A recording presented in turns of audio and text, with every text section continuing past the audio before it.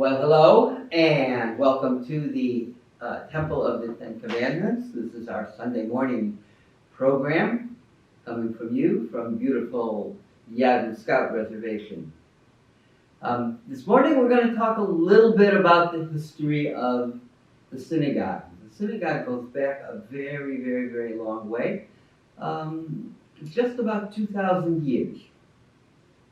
And once upon a time, when Jewish people had a temple in Jerusalem, a very large temple where they would go several times a year to offer sacrifices and make offerings and say prayers, that would be their center of worship. That's where they would go to pray.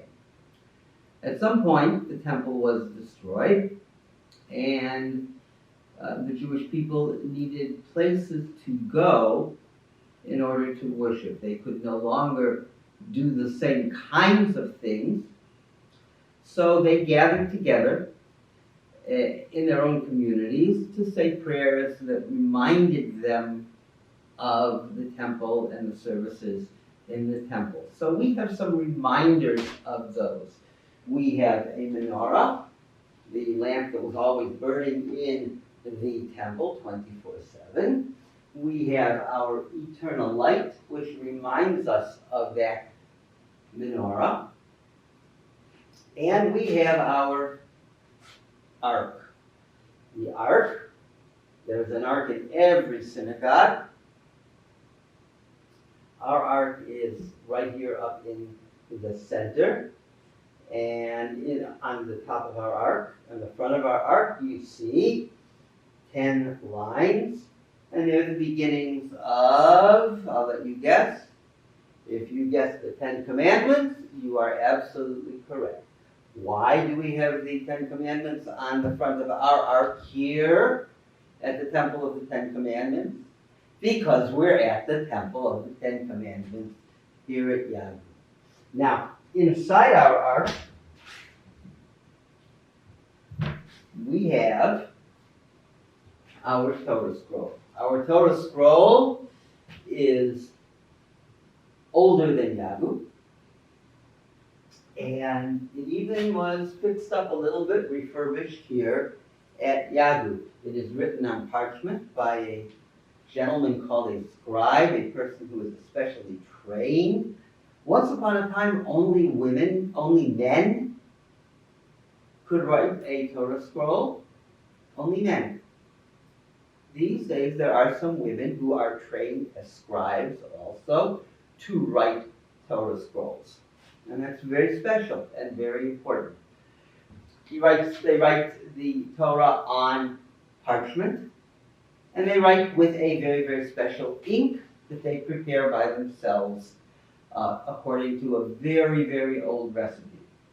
So we never, ever, ever touch the words of the Torah, the letters, with our fingers, and so we have pointers. I have a box full of pointers that were created for me, especially right here at Yadu by various scouts. Some are very elegant. This one is bamboo. This one is pointed at both ends. And this one is one of my favorites. It is a left-handed pointer. Most pointers are right-handed, but because I'm a lefty, this one was made for me left-handed here at Yadu. We have a whole lot more, and in fact, we have a pointer that was made for us by a very large friend named Bigfoot. Bigfoot was practicing for his bar mitzvah, and he made a Torah pointer for us. And so we have this as a gift that he gave us. So, our Torah has the first 5 books of the Bible: Genesis, Exodus, Leviticus, Numbers, and Deuteronomy. And each week, a special portion is read in every single synagogue in the world. What that means is on the Shabbat, during every service, The same portion in every synagogue, in every city and town and country in the world is read. And they begin at the beginning of Genesis, at the very beginning of the Torah scroll, and each year in order they read until they finish the last words of Deuteronomy, and then turn right around, re-roll it, and start all over. In Yagu, here at Yagu, on Friday night, we read only one section of our Torah scroll, and I'll let you take a second to guess what that is. If you guessed it's the Ten Commandments, you're absolutely correct. Here at Yagu, we only read the Ten Commandments. Why? Because we are here at the temple of the Ten Commandments.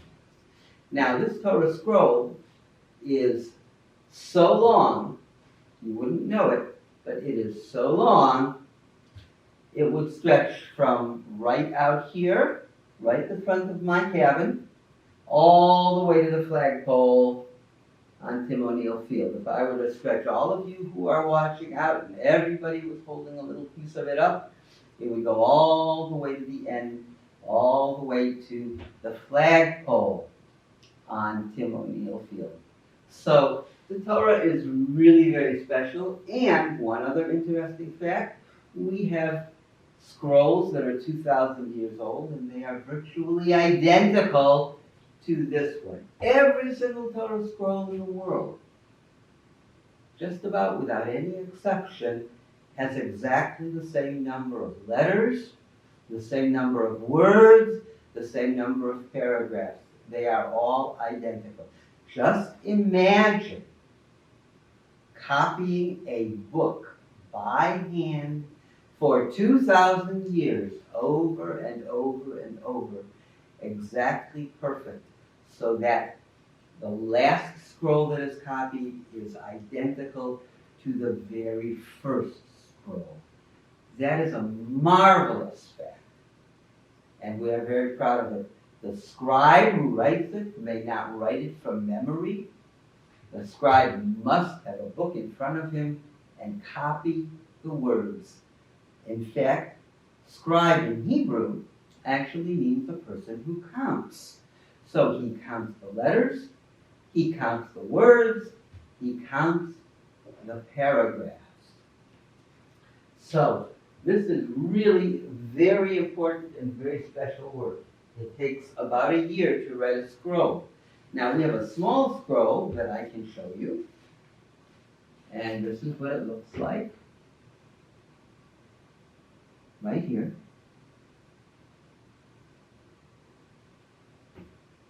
Now, some scrolls are on dowels, just like this one. And they're covered by a decorative case. Some scrolls are encased in a beautiful wooden or silver case that is round and opened up and placed on the reading desk so everybody in the congregation can see it being read. Now, those kinds of scrolls are used by the communities of Sephardi Jews. Sephardi Jews are Jews that trace their ancestry from Spain and Portugal, parts of Holland and parts of Italy. There are Mizrahi Jews who also use a case in the same way.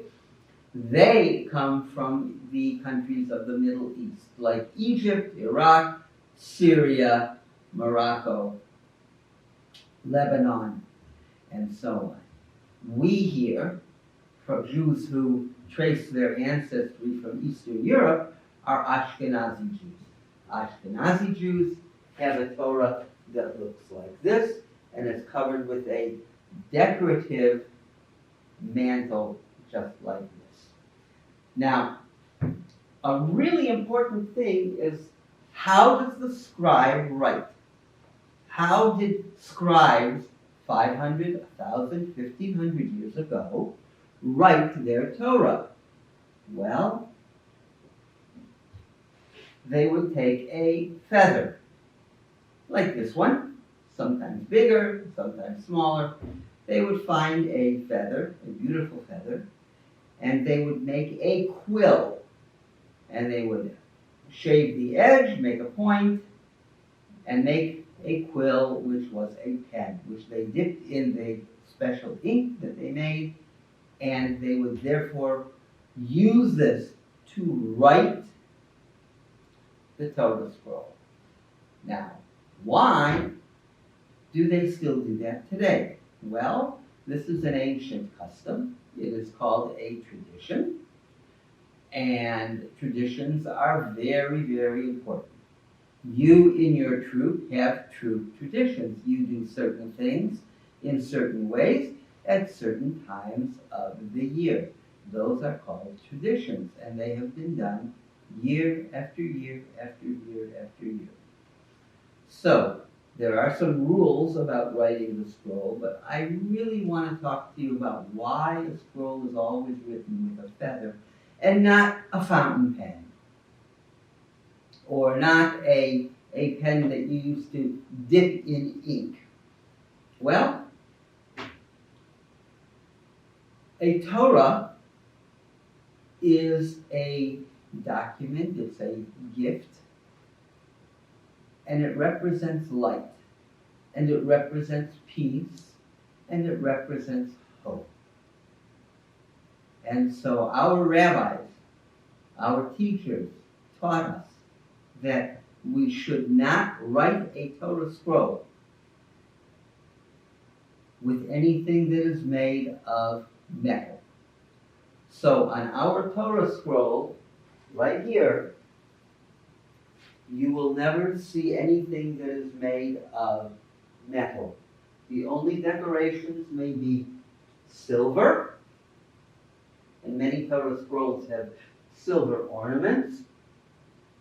Sometimes they have a gold lame thread, but those are the only metals that are used on a Torah scroll or to decorate a Torah scroll, because we do not want to write this Torah scroll, which teaches us about peace and kindness and goodness and thoughtfulness. We do not want to write that scroll with an object that is made of the stuff that guns and cannons are made of. And so even the way the Torah is written teaches us the lesson that we need to bring peace into the world. And so this is what I would like to leave you with. We are taught, our Torah teaches us, we are taught to bring light and peace into our world.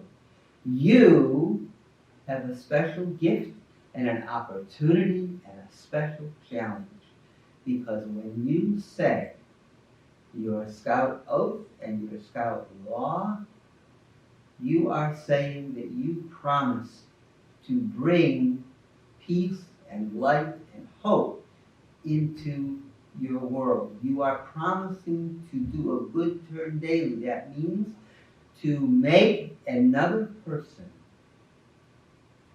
feel a little bit better, to bring a little more light into their world, because you were in it. So every Sunday when we gather here at Yahoo, the last thing I say is, we call this, in my tradition, in Hebrew we call this tikkun olam. We call this fixing the world. We call it making the world just a little bit better because you were in it. Each of you who is listening has a special light that shines inside you. No other person in the world has that same kind of special light. We all have a light, but each light is special. And your job, your challenge as scouts, is to take that light and shine it on the world by always doing a good turn for somebody, by being kind, by bringing hope to someone. And so that is what I want to leave you with. I hope you have a wonderful, wonderful day and a wonderful week. And I hope to see you again. And I hope you'll join us again on another Sunday right here at the Temple of the Ten Commandments at beautiful Yadu Scout Reservation. Thank you very much, and we will see you again.